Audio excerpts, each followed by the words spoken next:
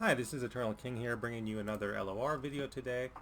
So I wanted to go back and talk about standard a little bit. So previously we had looked at a Elder Dragon Galio deck that was winning 62% of games. I said that empirically it was beefier than every other mid-range deck in the format, and it was appropriately teched into the control matchup that no control deck would be able to stop it, or any spell-based deck would be able to stop it, and that remains true. That will always be true. Not to mention the fact that it's almost unnecessary because in standard there aren't enough, control spells in general to deal with, a lot of these sort of aggressive decks. And so we don't see those styles of decks doing very well in that format. Um, there has been one new development, however, and so the only way to stop a deck that is beefier than every other deck is basically to play elusive spam. So this is a standard elusive spam. This is the way the deck is constructed. Um, uh, there's very little to kind of discuss in terms of the way that it's built. So you have Skip, King of the Reef, which is a nice card. It allows you to pull non-champion cards from the player's hand and capture it underneath the elusive body, which is very similar to an MTG card. And the reason why this is good is because I believe the Galio deck runs a lot of strikes, and so the best way to deny strike value is to simply strip it from their hand. So you have Skip for that, Mystic Shot. Maidens is going to, kind of serve the same hand disruption purpose as Skip, where you are providing pranks in hand and then simply pranking the opponent's hand and increasing the cost of those strikes, which makes it harder for the opponent to develop and clear your elusives on the swing at the same time. Bandle Commando is just going to give you Owl Cats to essentially sponge up the damage from the much bigger Galio deck. Teemo, Shuffling Mushrooms. Again, there's a little bit of tech here, like one pie toss is always going to be fine. Beard the Bellringer is going to more often than not make your elusives bigger. Acorn makes your spells cheaper.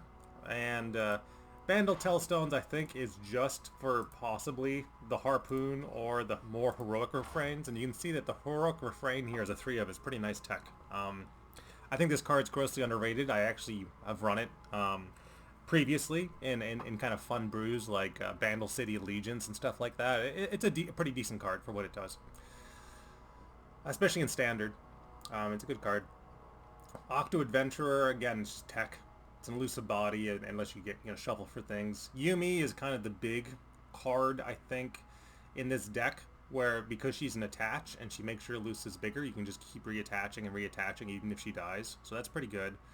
Augmented Clockling only is a 2 of, which is interesting. Usually you go auto 3 of on Clockling. But again, you're trying to squeeze in as more tech and be as competitive as possible. Blowback.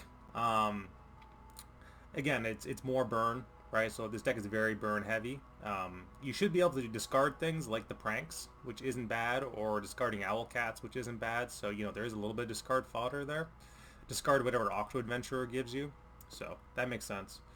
And again, so it's burn, and then Eye of the Storm is a great card, highly underrated draw card in P and Z. So any sort of like mid-range P and Z deck really likes Eye of the Storm, and specifically on the elusive body where you get the draw 2 and push 2. Very, very good for 4 mana on the burst. And then, yeah, I don't know, one teeny Dactyl's kind of fun. Sure, why not? But yeah, like that's the deck. It's a deck that is built and constructed to do one thing, which is to push damage through elusives and through a lot of burn. Again, 3 blowbacks, 3 mystic shots, and potentially more burn off the Tellstones. Like that's a lot of burn. The heroic refrains is your burst push, which is very important, and then you have Eye of the Storm, which is also more burst push. And that's the whole point of the deck. Really not that exciting. It is a deck that is 100% built to counter one thing and one thing only, which is Galio Elder Dragon. And so Galio Elder Dragon is still, the deck to beat in standard. So it's sitting at 58% now. It'll counter every single mid-range, every single aggro deck exceptionally well. And the only deck that's going to do well into this deck is simply an elusive deck because it doesn't need to worry about blocks.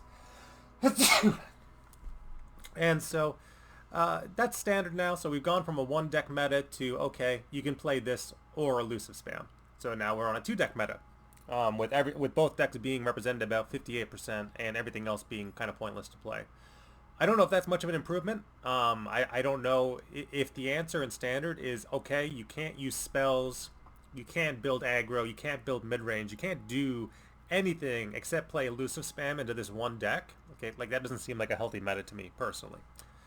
But that's just my opinion. I will always be, the Eternal guy. In Eternal, you have 8 decks you can play. You have 100 decks you could play. Quite literally, you can go down the list of 100 meta decks in Eternal on Mastering Runeterra and see that a lot of them will have similar win rates to the top 10% decks, or the top 10 decks. You won't have that in Standard, so it's either this, specifically Galio Elder Dragon, this deck, or it's Elusive Spam, and those are your two choices, and one counters the other. Well, Galio counters everything in the meta, and then Elusive Spam counters Galio. So those are your two choices. Alright, this is Eternal King, signing out.